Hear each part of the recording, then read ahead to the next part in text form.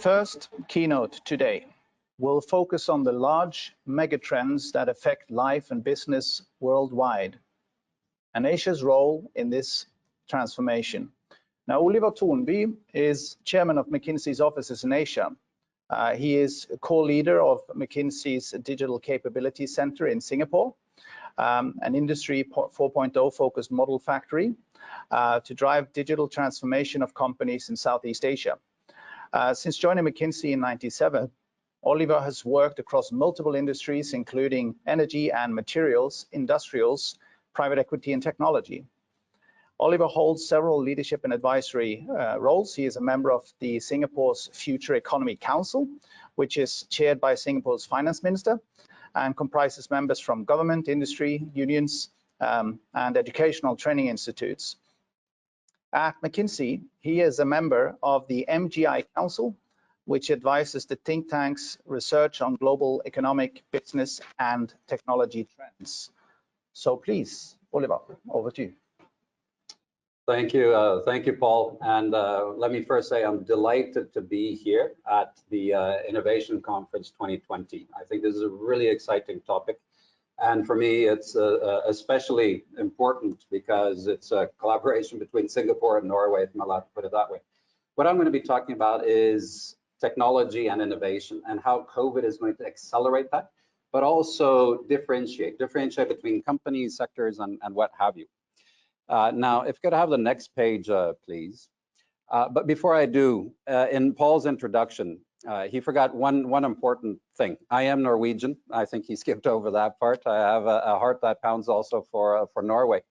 The photo that you see in front of you is from Kuala Lumpur. And I first set, and if I'm allowed to take the time, Paul, just a little bit of a funny story.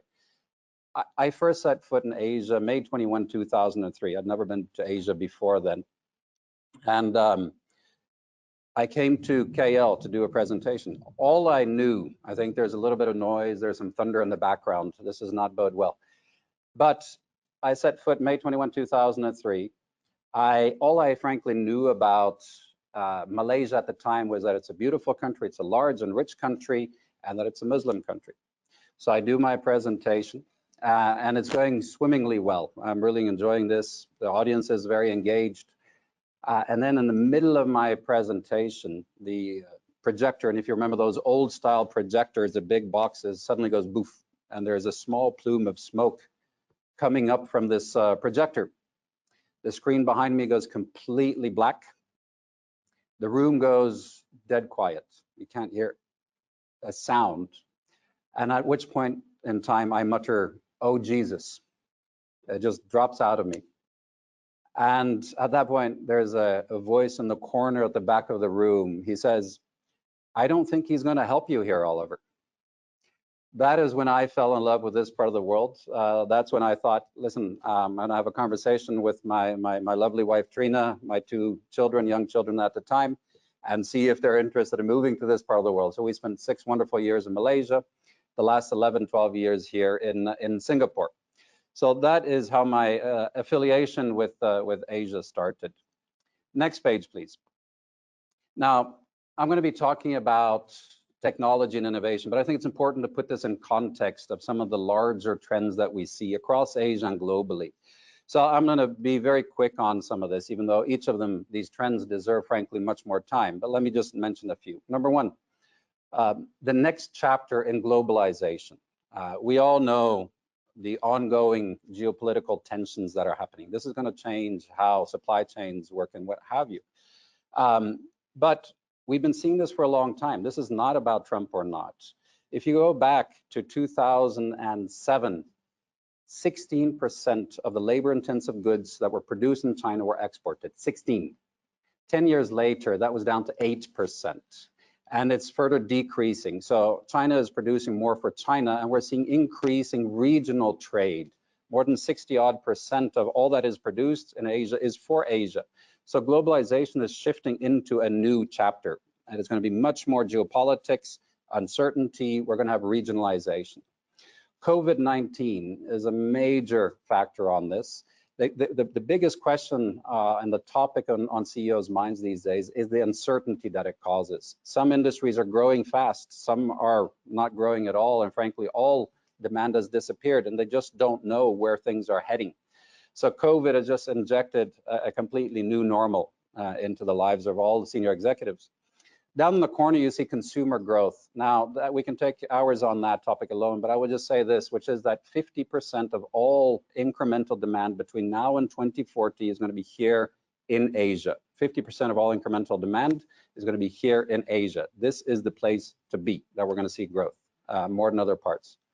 Sustainability. By 2030, we are going to see order of magnitude 400 million Indians, Pakistanis, Bangladeshis living in regions that have a probability of lethal heat waves, where even if you're sitting in the shade, it's lethal to be outside, let alone working outside. Just think about what that means for productivity. And that's only one aspect of sustainability and the climate risk we face. The corporate ecosystem, 43% of the world's 5,000 largest companies are in Asia. We're seeing huge spread in the performance from sectors. Some sectors have gone down by 40%.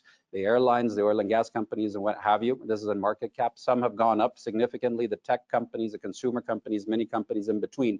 But also within those industries, huge differentiation between those that were on a transformation path to start with. They were on the digital technology, IoT, whatever transformation, revolution that we see happening.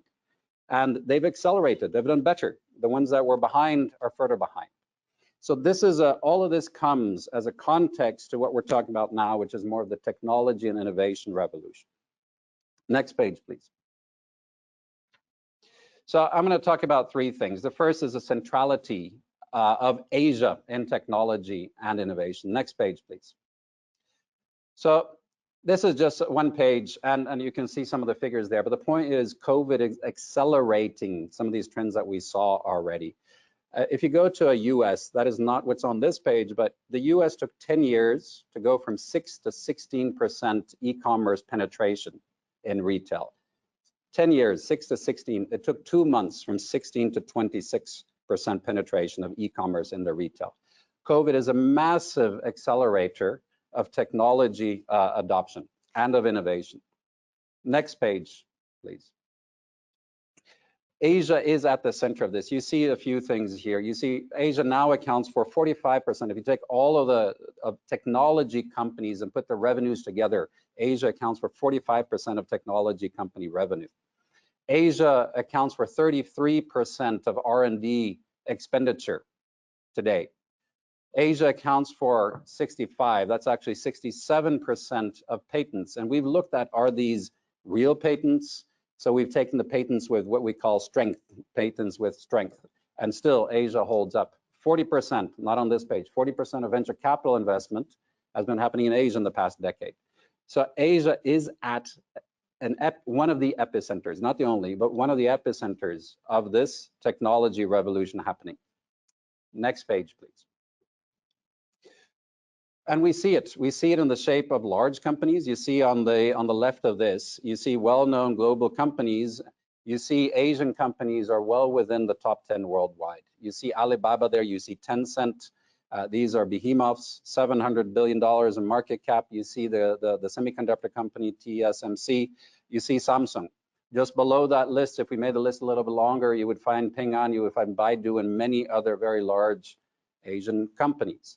But that's at the top end of the spectrum, the large, super large ones. At the other end, unicorns. Asia accounts for 36% of unicorns. If you go today, India has more unicorns than Germany today. So Asia is well represented at both ends of that spectrum. Next page, please. These are some of the names. Now, these are famous companies in our part of the world. I don't know if they're equally well known in Norway, but let me just give you some examples across mobility, e-commerce, payments. Grab and Gojek, these companies were started, Gojek was started by an ex-colleague of mine, a young man named Nadiem Makarim, who now happens to be the Minister of Education in Indonesia. It's less than 10 years old, the company. It's worth $10 billion. They are focused on mobility. They are focused on payments. And now venturing into many other sectors too, logistics. Grab, same story, 8 countries across all of Southeast Asia. I'm not going to go through more. You have the Lazadas responsible for 70% of e-commerce in our part of the world, in Southeast Asia, that is. So you see, there are an ecosystem of companies that are growing up, and these are today's shapers. These are the giants of tomorrow. Next page, please. Why is this happening? We're seeing Asians are coming online very quickly. You see that more than half of the world's population, the internet users, 4 billion, half of them are in Asia. It is a disproportionate part of the growth. You see it on the left. On the right, you see that the propensity to use technology is even higher. So this is use of mobile phones for the purpose of purchasing something. Much higher propensity in Asia. You see that of the top 10, almost all of them are here. 76% of Indonesians use their mobile, of the online transactions in Indonesia are using mobile phones. So we're leapfrogging other countries. Next page, please. I'm going to skip over this one in interest of time. Go next page, please. So centrality of Asia. The next one is, what are some of the areas to look for? Next page, please. These are just 4 areas. I could mention many, many more, but 4 areas to highlight. On the left, the opportunity to reimagine the whole customer journey, the customer experience, and change the whole value chain. Number 2, turning manufacturing strength into technology leadership. We have Asia as a manufacturing hub for the world. You know, you take out your mobile phones, 80–90+% of the content of that will have been manufactured here. How do you convert that from manufacturing into technology leadership? Number 3, business technology services. So think business process outsourcing. And number 4, leading the energy transition. I'm going to only focus on 2. Next page, please. So what drives here? It's a complicated chart, but it's just zoom in on finance. It's on the left. And you can see that you go down to Indonesia, the first red, 53% of Indonesian the labor force have bank accounts. There's a huge need for more bank accounts for online banking, and you can see some of the other numbers. We can go to mobility, the ownership of cars. You see a huge need for mobility solutions. Healthcare, completely underserved healthcare in the whole region, and I can go through all of these. So there's an underlying foundation here where companies are actually innovating on top of this demand. Next page, please. The other thing that Asia has going for it is the availability of talent. Now, on the left, you see the share of software development and software architects globally, 79%, almost 80%. That, the reason for that is a little bit higher is that Latin America and Africa has been excluded, but you see a huge share in Asia. The same with STEM.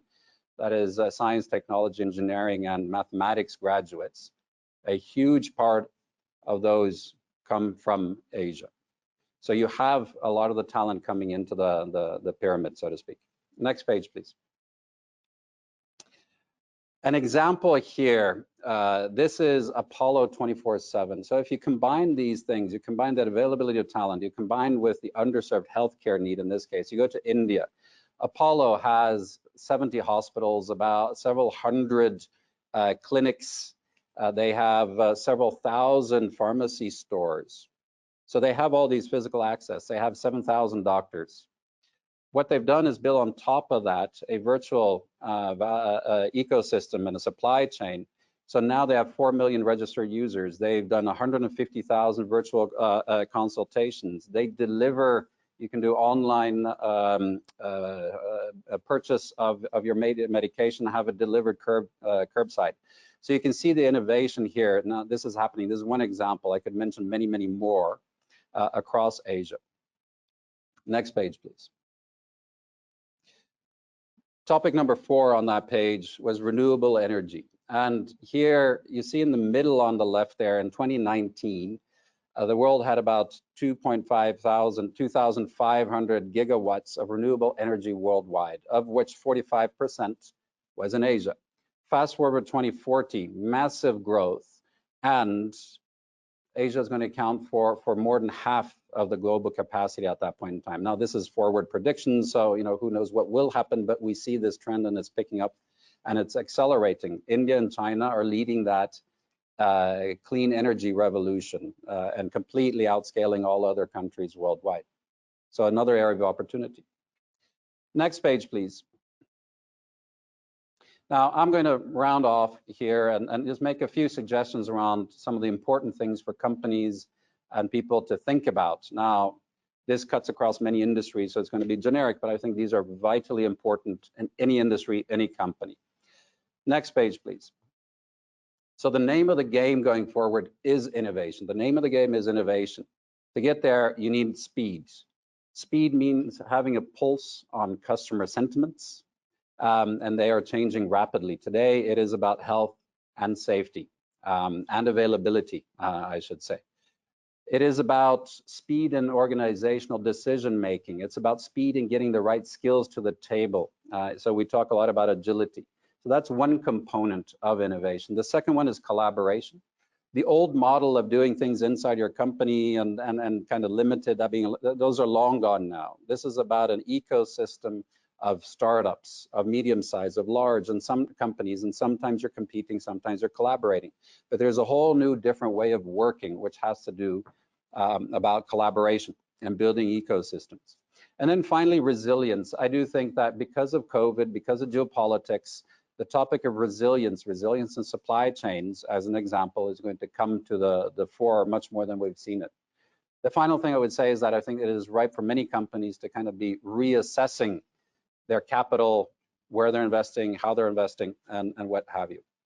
So this was just a very rapid run through of some of the big trends that at least we are seeing from McKinsey and Company across all of Asia.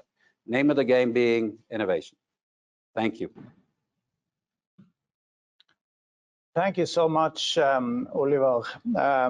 Fascinating insights into the megatrends that we see impacting the world today and sort of the role that Asia is playing in this. I want to pursue these topics further when we get into the panel shortly, but prior to that, and you're going to join us for that, but prior to that, I obviously also want to hear another keynote that can also lift our competence and knowledge about this topic slightly further. The next second keynote is by Gaute Hagerup. He is the CEO of Oslo Business Region. Gaute has been the CEO there since July 2019. Before that, he's had various kinds of management positions in Innovation Norway, where he was the hub leader for smart cities and societies, and also heading up our office in Madrid. He's also part of the Mayor's Advisory Board in conjunction with Oslo Green Capital in 2019. He has an executive master in innovation and business management from BI. Gaute, the screen is yours. Seems like he's logging on, takes a few seconds. He should be with us shortly. So I was thinking about one thing that we were talking about. You were talking about, for instance, the big changes that we see happening here in Singapore, and we see, or in Asia, and you see these unicorns that are sort of taking charge in this region. But we also see on the same list that there aren't really that many European unicorns, for instance. And what do you think it would take to have more unicorns in Europe and for instance, in Norway, for that matter? I think there are more capable people that are coming to answer that question, Paul, but I would say a couple of things that I see happening, at least in this part of the world, and then others will comment on what is and isn't the case in Norway. But number one, let's remember a lot of this is happening in large countries, large markets. It helps to have large markets. Let's just remember that, China and what have you, India and so on. But if you look at ASEAN, we also see it happening here. ASEAN is one market. It's an imperfect market. And it helps, and it allows companies like the Grabs of this world, which is a $10 billion unicorn operating in 8 countries here. They've set up that way from the get-go. So size of market matters, number one. Number two,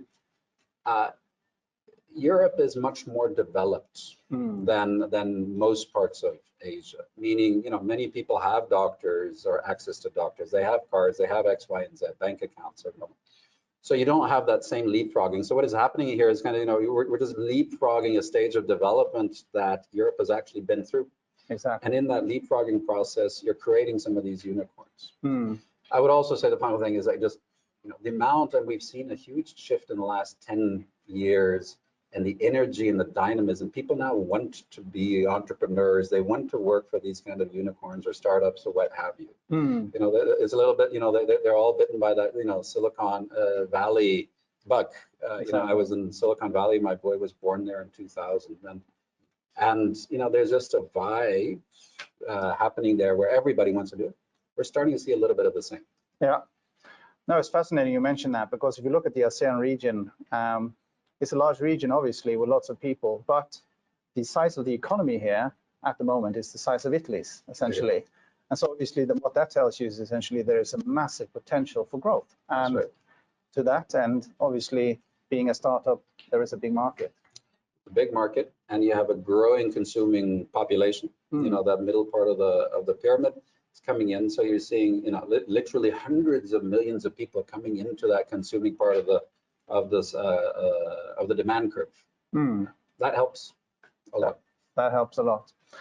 Yeah, no, I think we look, for instance, to Sweden. If we're going to look at the neighboring country and so on, they have had a few of the larger, I'm not sure if you can call it unicorns, but I mean, obviously Spotify and so on.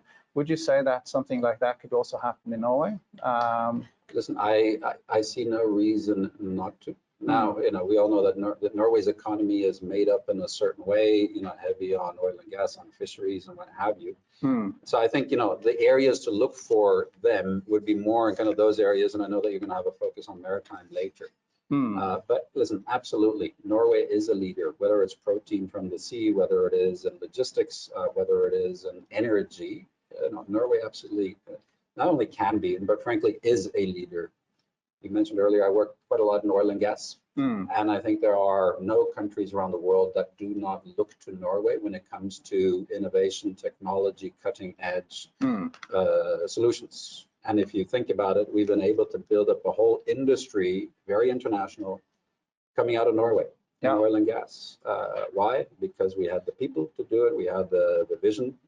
People wanted to do this back in the 70s. And we also happen to have oil and gas. Yeah, I think that's an interesting observation, because essentially what we see, we've been working quite a lot with health tech companies in the last couple of weeks. We had a virtual market visit, first one that we did, and several of these companies do in fact come from the oil and gas industry. They do have digital technology which helps with well drilling or operations subsea. But then suddenly they realize that they can actually use the same kind of technology in a different kind of setting. Exactly. And so they sort of transform it into a health tech setting and they use it there. If you've been to Tan Tock Seng, one of the more modern hospitals here, and you go into the control room inside, I think the closest thing I could compare it to is if you go down to PSA Vista. Exactly. Where they control the harbor. Exactly. It's like an industrial plant almost, yes? Exactly. Yeah. No, listen, you're right, and I think that's right. And we saw the video from DNV, GL earlier, and I think Veracity is a great example of some of that innovation that's happening. And you can think about a company, like DNV. What does DNV stand for? It stands for truth. Yeah. Right. It stands for data. It stands for integrity and many other things, and it stands for professionalism. Apply those into others. Think about food security as an example. And, God knows now with COVID, the topic of food security is one that's going to be on top of many people's minds. Yeah. So I think you're absolutely right. That ability to kind of take technology and apply it in different settings, which is why I can't tell you what the future is going to be like, but I can tell you that it's going to be pretty interesting. It's going to be pretty turbulent. We're going to have new winners emerging. We're going to have people that are companies that are falling behind. I just don't know that uncertainty, but it's going to be interesting. Yeah. No, I think that's true. If you look at Singapore, then my personal perception of Singapore's government institutions is that they are very well coordinated, and this is sort of one of the key messages that I bring across to politicians and people back home in the government, is that one of the interesting things I think also to come and study here is how well coordinated and well run things are.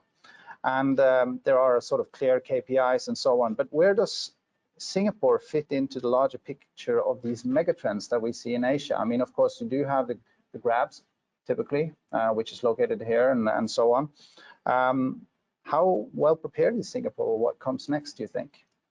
So I think Singapore has been very, very good over many decades and kind of been a decade or two ahead of many other countries in this part of the world. It's played very nicely in the growth of the China market, in the growth of India, in the growth of ASEAN, and it's done that very well and has played a shaping role in many of these cases. So Singapore has benefited from that. It is a logistics hub, but it's also grown into a hub of talent. Many of the best universities globally, worldwide, are here. NUS, NTU, they rank globally, and that's been built up over a few decades now. So it's very impressive. You have a government that is actually very nimble, I would say. I would say they're nimble in figuring out what is that next set of topics, of priorities. Right now they have something called the Emerging Stronger Task Force, which is looking exactly at what are those future opportunities, and therefore how do we change. Needless to say, the government here is very worried, is perhaps the wrong word, but they're certainly pensive about what is to come and how do they change Singapore to be in line with those. Track record has been very good, but who knows where this will go. Essentially, we will have another panel after this discussion where we will look at the opportunities and the risks associated with these megatrends on the company level. But prior to that, I wanted to explore the implications on the macro level a little further and how we can bridge the gap between innovation policy and action. Because so far, most of the attention has been on responding to the crisis. Now, Oliver, I'd like to direct the first question to you. You're a member of the government's Future Economy Council here in Singapore. And for those of you that are not quite familiar with this entity, the FEC was set up in 2017 to drive the growth and transformation of Singapore's economy for the future. Now, as an advisor to the government, I can imagine that it must be a bit of a nightmare to try to give advice on the future under the present circumstances. And could you first explain to the audience the work that you do at the FEC, and secondly, how this work is changing as we move from containment to recovery? Yeah. So listen, it's actually not a nightmare. It's actually very interesting.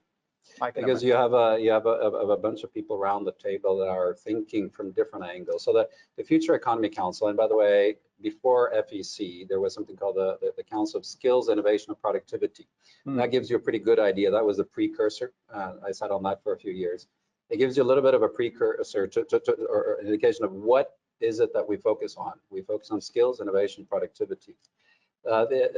Singapore has a little bit of an obsession with growth. Because the importance of the economy being an engine to improve the lives of people. So this is about growth. It is about also productivity. So there's GDP as an objective, but there's also GDP per employee. Right. So in the FEC, we have more than 20 industry transformation roadmaps that are details for each of the sectors across Singapore that matters. How much value is created, what are the trends affecting them, what kind of skills they need, how do you drive innovation in each one of them, how do you drive productivity in each one of them. And these are detailed maps. You will find, I've seen many governments around the world, you won't find anywhere anything like this. So the FEC is responsible for the implementation of these roadmaps. Now, around the table, part of the beauty is around the table, you have many of what they call the fourth generation leaders of Singapore's cabinet. These are they currently sit in the cabinet, but they're kind of the next generation leaders, including Heng Swee Keat, the Deputy Prime Minister, touted as the next Prime Minister in the not too distant future. He leads it. You also have CEOs, so you have the points from large companies and some small companies. You have academia in the room, the larger universities. You have the business federations and employee, so there's 20 odd people around the table. So you have all points of view at the same time, so to speak. And there's a problem-solving approach to this, which is what do we need to do? And part of the beauty of the Singaporean government and Heng Swee Keat is that they're very action oriented. This is about what do we now do? What do we change? What kind of packages? The work change, what kind of packages? And it's in the immediate term, but it's also the long term. They take a 20, 30, 40-year view, even a 100-year view now on sustainability, on climate change. So the other thing I would say is it has changed with COVID in that Swee Keat used this to get views on the current stimulus packages as an example. And then it's changed because I would say that the foundation for most sectors has changed completely. So now there's something called the Emerging Stronger Task Force that is looking at what are the 8 to 10 sectors that are going to see most change where we, as in we Singapore, can try to win. Right. No, it is. It goes towards the point of how well coordinated it all is, it seems to me. The way that it operates with the industry transformation maps and so on. And it sort of involves a lot of various stakeholders that has a sort of a different perspective. It's quite complementary. All right, Håkon, I would also like to bring you into the conversation. You're heading the Norwegian government's main agency for fostering innovation, and governments at the head of the largest economies worldwide have set up emergency relief packages to cushion the impact of the pandemic and face the looming recession. These packages aim to sort of prevent short to medium term harm to economies. And this makes sense, of course. The immediate focus is on supporting business via loan guarantees and so on. But what or should policymakers be doing to mitigate the possible negative impacts and effect of COVID-19 on innovation? Well, thank you very much. I think you're hitting on the core dilemma of many governments at the moment, and that's balancing the short term against the long term and investing sufficiently in long-term development at a time where the business sector and indeed the entire society is in need of short-term measures. If we look at Norway as an example, the majority of the crisis measures have been short-term. They've alleviated the situation for companies, providing liquidity, and also things like unemployment benefits are short-term measures. At the same time, we know that there's an after COVID. At some point, we will emerge from this situation, and the challenge, I think, for all governments, including ours, is to ensure that sufficient energy is put into the long-term conditions for business, and we will emerge out of this differently, or being different with a different business sector than what we entered it into with. And that's a challenge for policy makers because they are constantly facing demands for short-term measures, and there are legitimate demands for that. At the same time, we need to invest also in basic research and innovation at a time like this, and it's probably more important than ever. And both to solve societal needs and of course to ensure that companies go through necessary changes in this period. I also wanted to share a learning that we've made prior to COVID, and that's the balance between demand and supply measures. Historically, agencies like ours work on the, if you like, supply side. We, through grants and loans that you mentioned, we make companies or provide companies with tools to seize market opportunities that exist, often in well-functioning markets and applying existing technologies. We work less on the demand side, and I'm going to share an example of this, and that's electric vehicles. Norway, as you may know, is a world leader in electric vehicles. Historically, we invested heavily in creating electric car factories. That was, at that time, there were no conditions for rolling out electric cars, literally. The factories that were established at that time eventually went bankrupt. Later, the government changed the demand conditions, creating tax incentives and other incentives for people to actually buy an electric car. So when the demand and the supply side don't work hand in hand or don't come at the same time, we risk using resources in a very ineffective way. So in order to achieve, and this I think is to your point on how government should act, we need to think holistically about what we can call systemic innovation. We need to think jointly about demand and supply, and it requires the political will of a government to say, look, we want this to succeed, whether it is electric vehicles or hydrogen or smart city solutions. We need to work both on the supply and the demand side. But at the moment, I think we are all very much affected by the short-term measures, and it is a challenge politically as well as for institutions like ours to move into the long term. I think I would also like to bring in Gaute into the discussion. Gaute Hagerup from Oslo Business Region. I believe he is possibly ready to join us in the panel. But in the meantime, maybe you would like to comment on that, Oliver, what Håkon was mentioning right there. Listen, I don't have any other comments, and I think that he's spot on.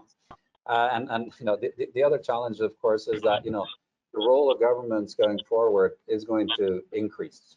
You know, I think whether we like it or not, the role of governments will increase. There's a need for more funding, and there's a need for more funding in so many different places.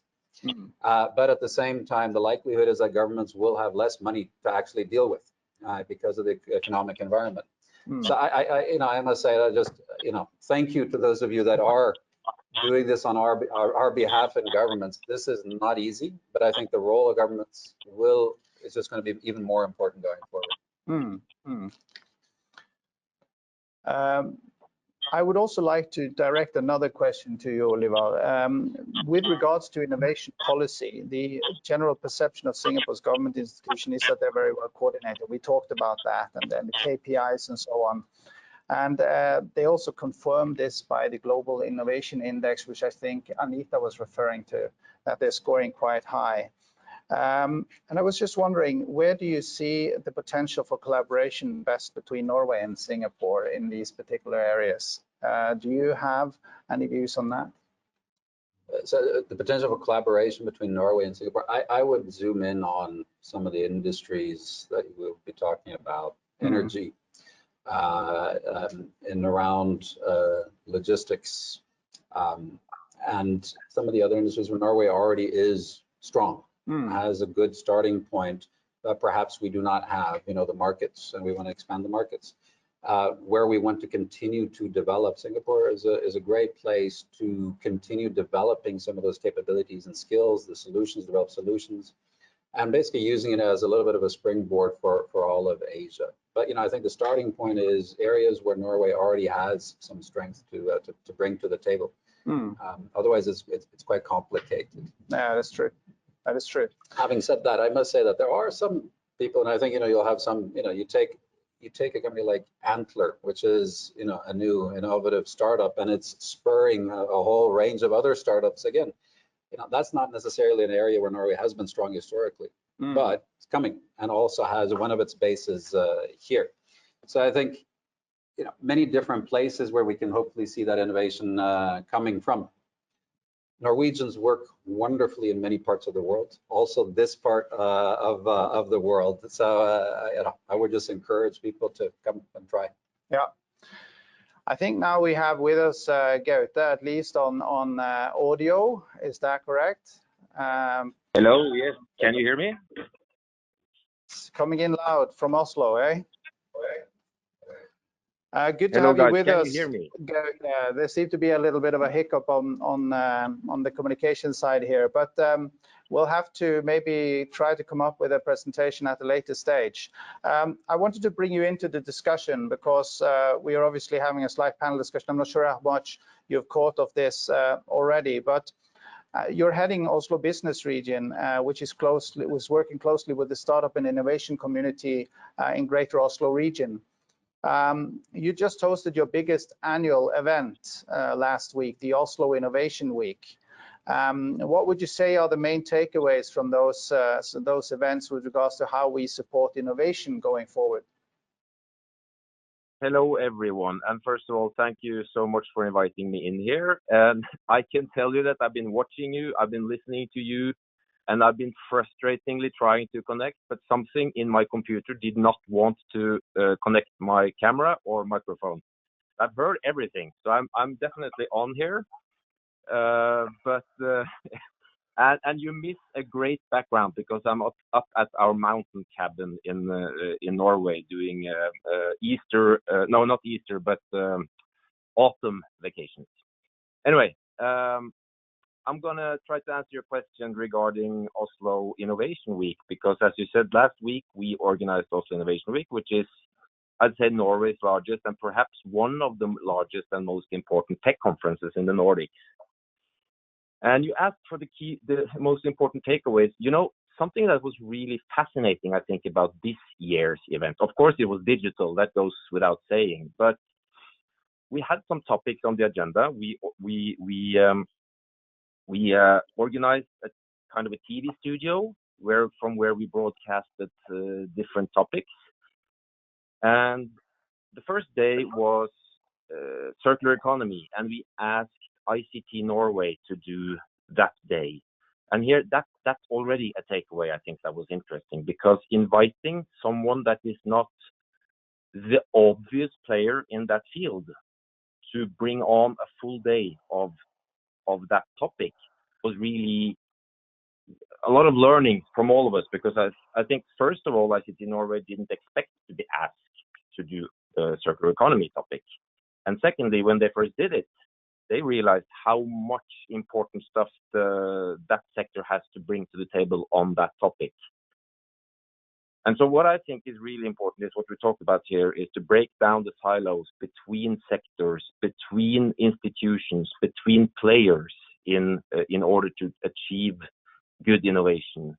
And I would have talked about in my keynote about the innovation ecosystem thinking, which is really about bringing new players into the mix on new topics.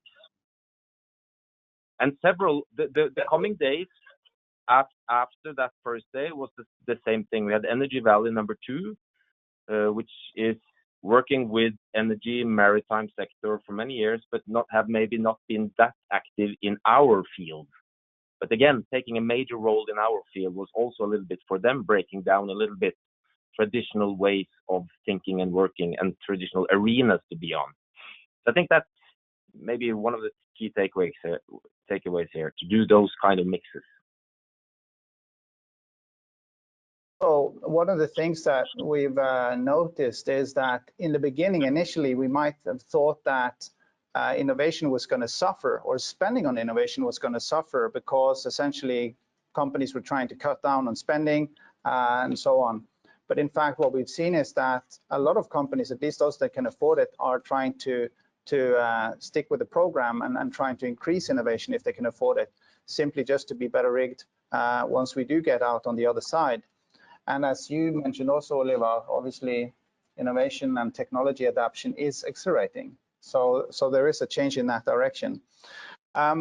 Just one more question to you, Gaute. Norway is ranked at the as one of the top countries to do business in, and one of the world's most open, liberal, and political stable nations.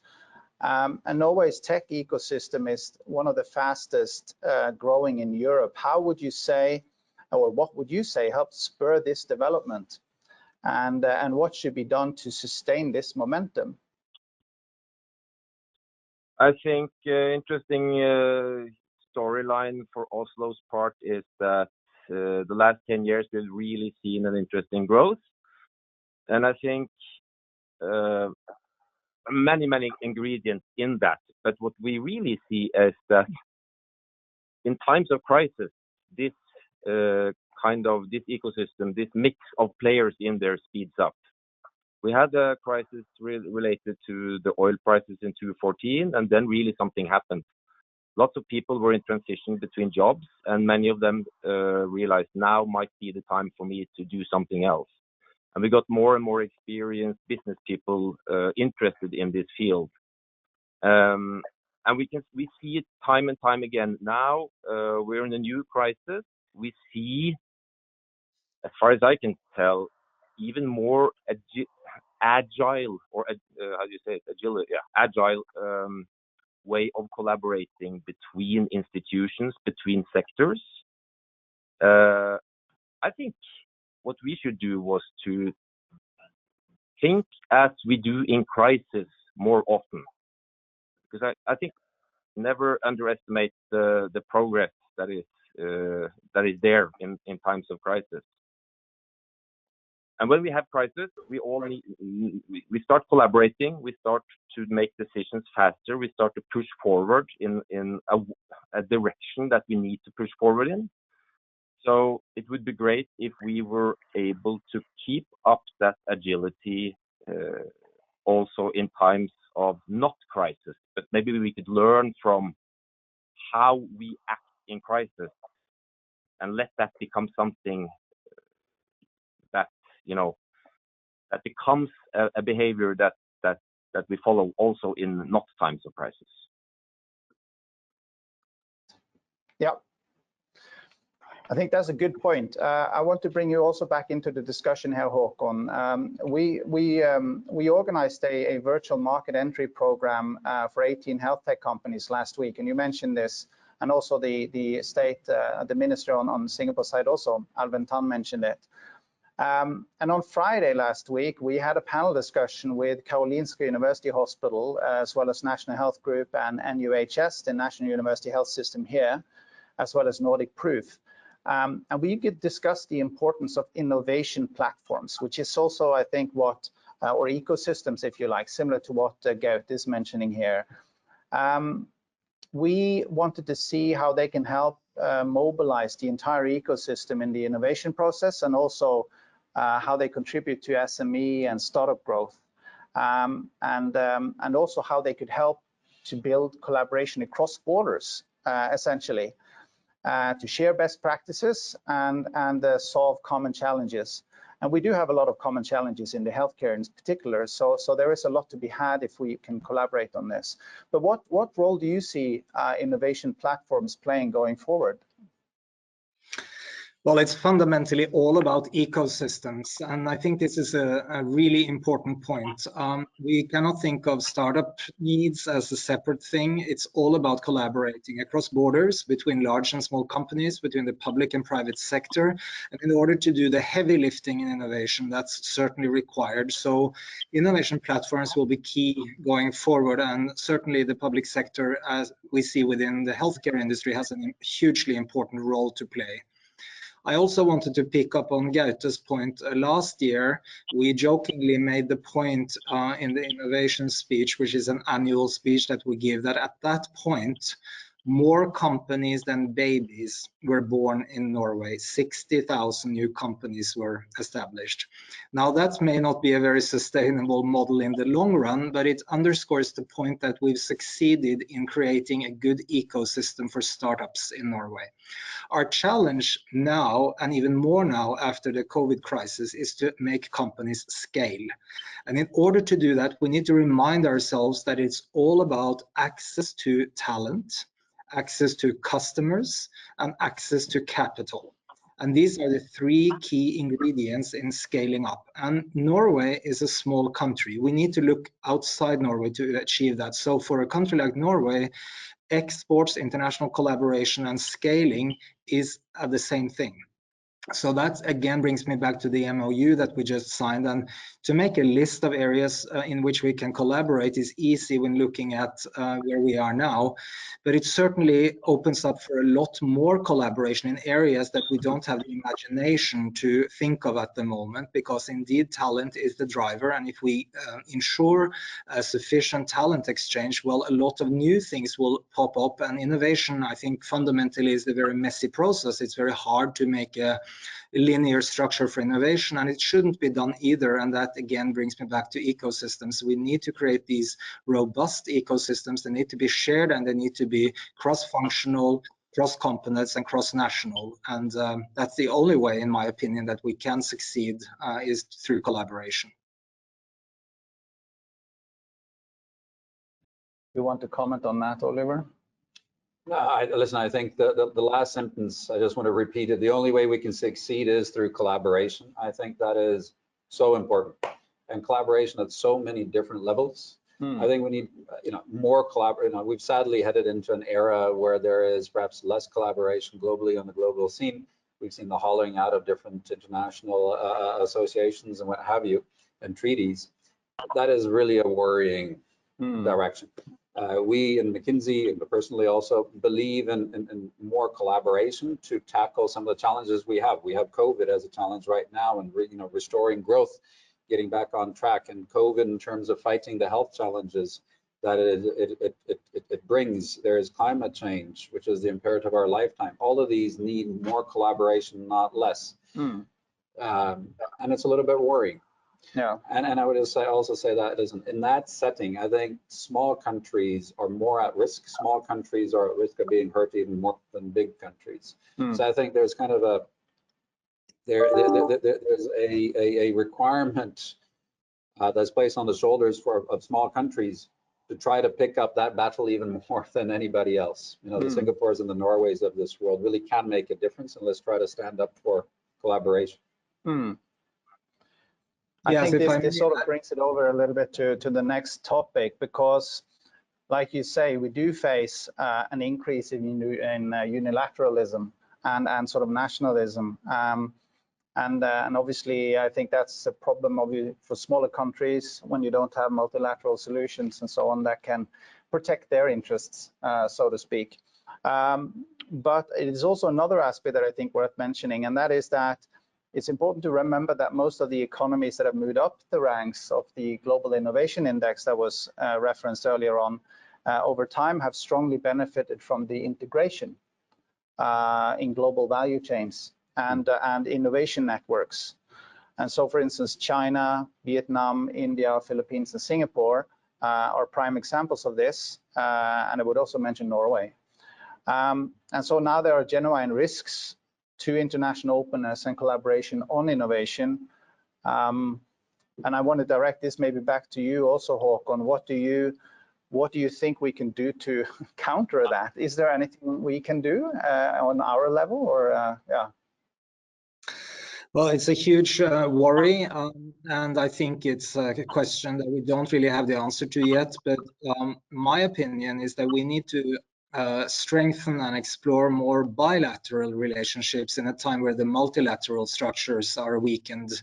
And this is exactly what you're doing at this seminar, and that's of course important. And I do think like-minded countries with a shared willingness can be an effective countermeasure to the changing conditions in the world. And yes, we worry a lot about this, and Norway is highly dependent on exports and trade, as is Singapore. We will be harmed if the multilateral structures fall. And again, I think we need to go back to where do we have shared needs and how can we explore the relationships and hopefully also play a role on the international scene and in promoting these values that are so key to prosperity, growth, and indeed to, I think what Oliver points is so important, to solving the big global challenges. No country in itself solves the climate crisis.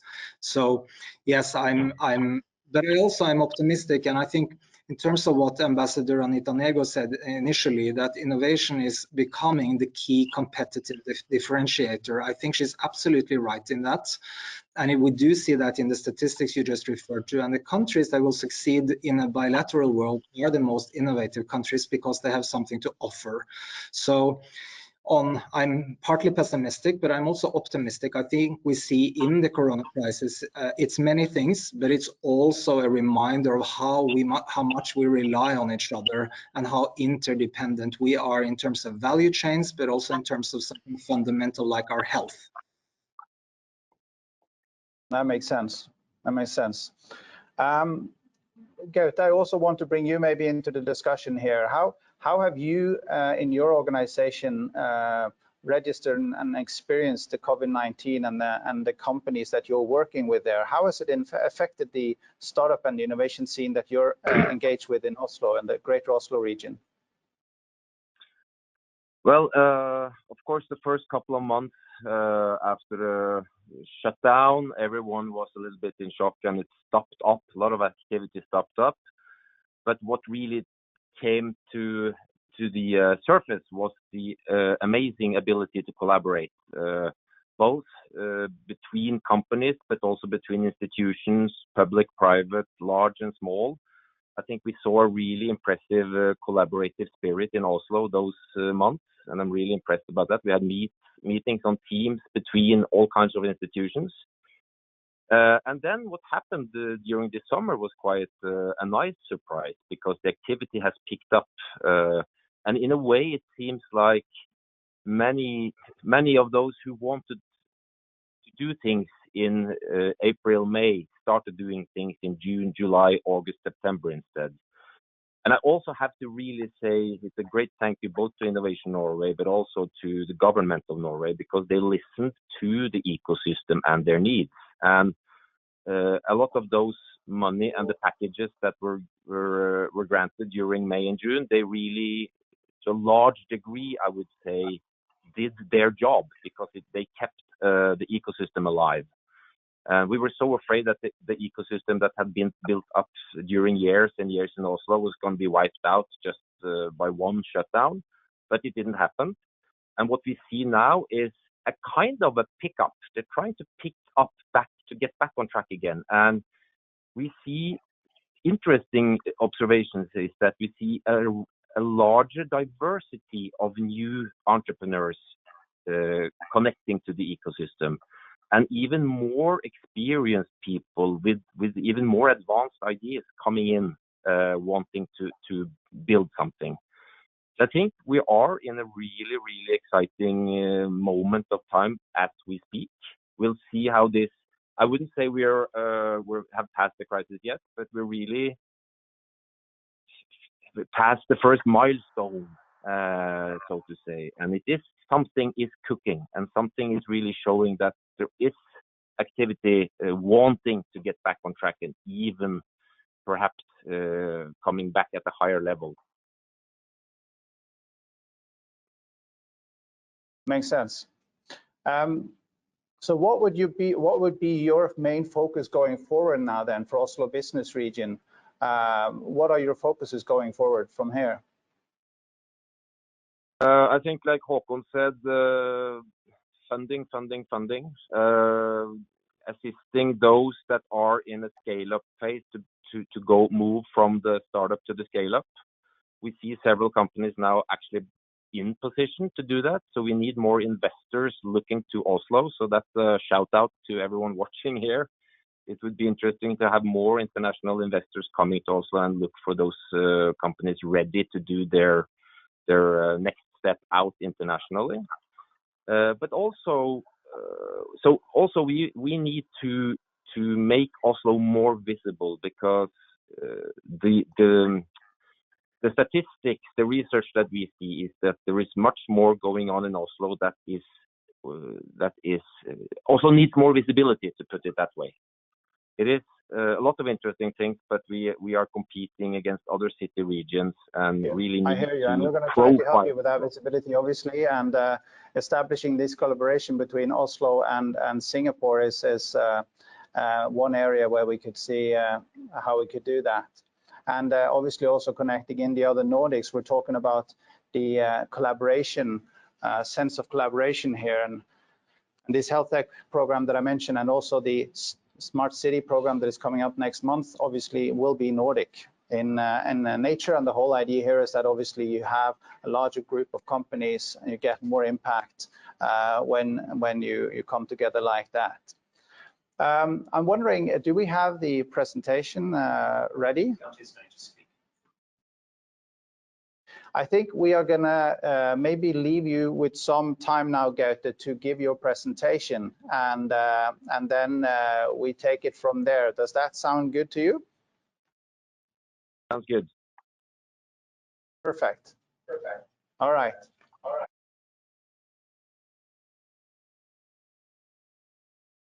Also give I've given a quick introduction of Gaute already, but he's been heading up the Oslo Business Region since last year, but he's also got a long history with Innovation Norway, both abroad and in Norway. Yes, Gaute, the floor is yours. Thank you.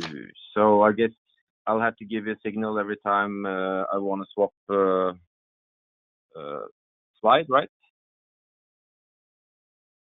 Do you have my slides there? Doing it. Sorry? Just talk. Ah, okay. Yes. Okay, I'll do that. Just a second then. Okay, so just a couple of words about Oslo Business Region. We are a company fully owned by the municipality of Oslo. We are here to strengthen the startup ecosystem in Oslo. And as I just mentioned earlier, one of our major projects is Oslo Innovation Week, which was taking place last week, I mean. It had 150 event organizers organizing in total 80 events, running all digital. We had a studio with 5 studio partners, which were Norway Health Tech, Energy Valley, Antler, ICT Norway, and Cisco. And the whole idea with Oslo Innovation Week is to gather players from Norway and around the world to discuss current topics and relevant topics related to entrepreneurship. And let's say, we talked about innovation ecosystem, and for us, our major role is to be a key player in the ecosystem for entrepreneurship in Oslo. What I think is really, really interesting, I have said a lot of these things already in my panel discussion, but we see still a real need to break down the silos between institutions and players in the ecosystem of Oslo and between cities as well. And so therefore, I think such an MOU that you have that you are signing here today is really important, not only for Oslo, but also for all of Norway. And we've seen a really interesting growth in Oslo the last 10 years, from almost nothing related to innovation, startup hubs, and so on. We see from 2014 till today, there has been a growth up until around 50 different co-working spaces, accelerators, incubators, and so on. And also, what we really see is that it's been a really, really high growth of VC investments to startups in Oslo. From 2018 to 2019, we saw a 30% growth, and almost a quarter of this investment growth came from outside of Norway. And Oslo as a city itself has also experienced quite a growth, maybe one of the fastest growing cities in Europe the last 10 years, with a population growth of 16% from 2010 to 2019, and a high-tech employment growth of 40%. And where we see Oslo doing really well internationally is that we are scoring very high when it comes to work-life balance. So doing a career as an entrepreneur in Oslo also allows you to have a regular life, a good life. And I think that is becoming more and more a competitive edge between city regions around the world. I also know Singapore is doing quite high on that. Oslo scores as the #1 city in Europe when it comes to fulfillment of the 17 UN sustainability goals. This is something that has also impacted the way entrepreneurs are thinking, because what is really, I would say, a typical part of an Oslo entrepreneur's spirit is that they try to connect their startup to a larger global goal. Many startups have a vision of doing something which is larger than the company itself. So I think it's a very community spirit in the entrepreneurial ecosystem in Oslo, that reaching one of the solving a global problem is really something that many are trying to do. And surveys also show that business leaders perceive the spirit of collaboration in Oslo, the Oslo region, to be very high. And they self-assess themselves and their business community to be very, very high on collaboration. Another strength, which is perhaps surprising, but that needs to be mentioned, is that in the Oslo region, it is quite competitive wage on high competence, meaning that specialists with high technical competence have, compared to other countries, a relatively low wage. I mean, Norway is a high cost country, but when it comes to people with high technical degrees and leadership positions, the wage is very competitive. Although it has to be mentioned that we are also in lack of talent with this high technical competence. It is needed more of it, but yeah. But we are being challenged for many other city regions that are building up their position as well-being and good for work-life balance.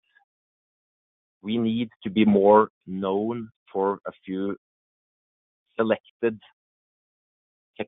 technological areas, and we need also to be more visible on the global arena in Oslo.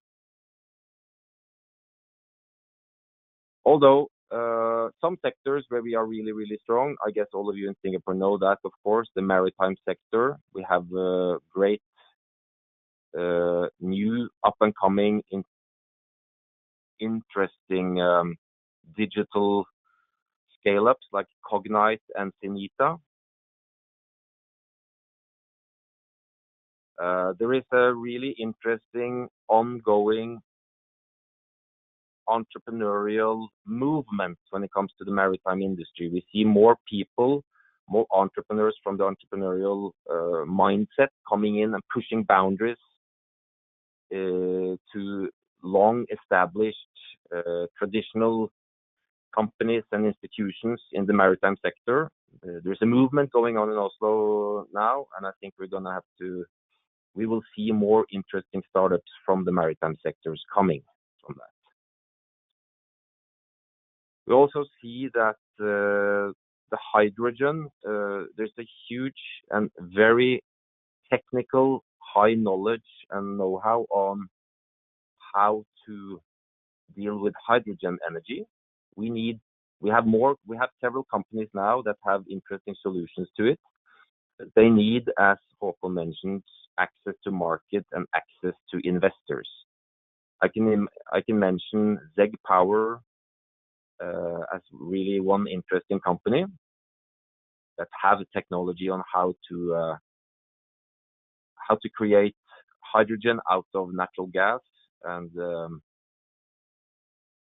are building now an interesting company around that.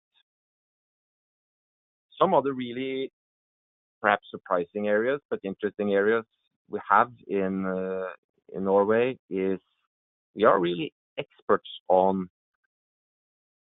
ultrasound, and we have several interesting companies coming out of that, like Elliptic Labs, like Sensibel, and so on. And we have also a long tradition for building out of the technology company Tonby, which was a few years ago bought by Cisco. It has resulted in a really strong technology hub for video conference technology in Oslo, and several spin-offs have come out of Tonby/Cisco. I can mention some scale-ups like Pexip, Confrere, Haugli, Whereby. And I would really urge you to look to Oslo for getting a deep dive into what's going on in video conference technology right now.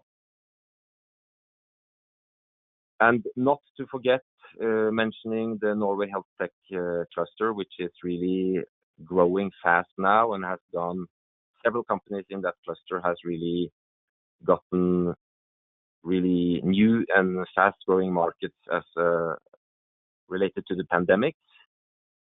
But I see that this health tech industry is really something that's growing fast in Oslo now, and I also would advise you to follow that closely. We have one company that might be in the class of unicorns. That's Kahoot. They are doing really, really great at the time being. And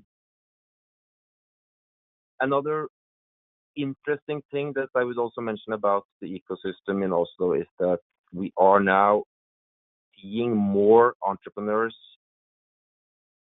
doing exits, starting their second and their third startup, thus bringing more experience into the mix. We see more entrepreneurs becoming serial entrepreneurs, inspiring others. We see more people swapping positions from sector to sector. So there is something cooking that will, in a way, reinforce itself automatically because experience is growing. But still, Oslo needs, as many other city regions need, access to more talent, access to more investors and markets, and we need more visibility for what's going on here. And I think I think we want to thank you very much for that. I think we have to wrap it up and move on a little bit to the next panel of the conference. But I want to thank you so much. I'm very happy that we managed to get you online and with us from your cottage in outside Oslo. But I also want to extend a very big thank you to Oliver Tonby from McKinsey, and obviously also my CEO at Innovation Norway, Håkon Haugli, as well as Gaute Hagerup for being part of the panel and being part of the conference.